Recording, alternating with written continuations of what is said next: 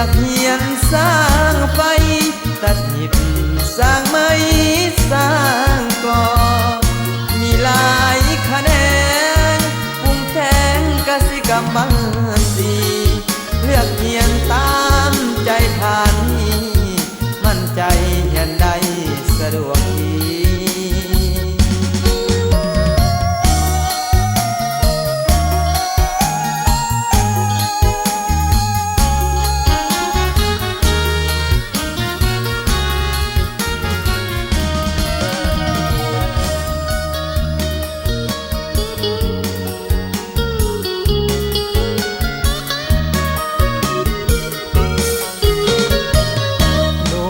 กสิกรรมบ่ได้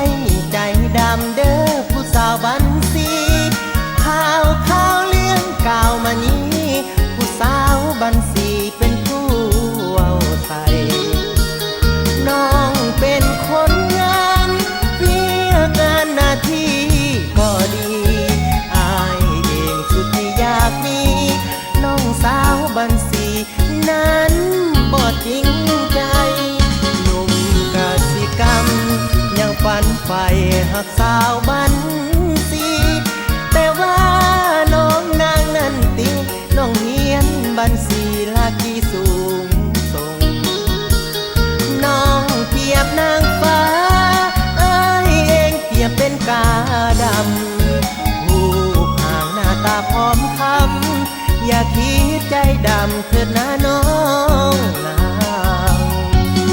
คนบันสีน้องสวยสง่าผู้พลางหน้าตาดังเทวาพระอินทร์ปั้นแต่งหนุ่มกสิกรรม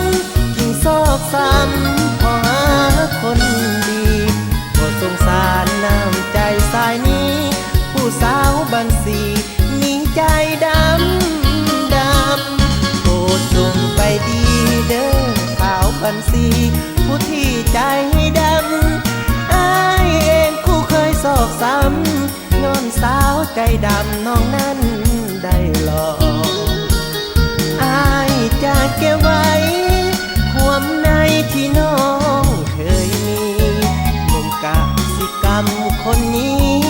ที่สาวบันสีใจดำ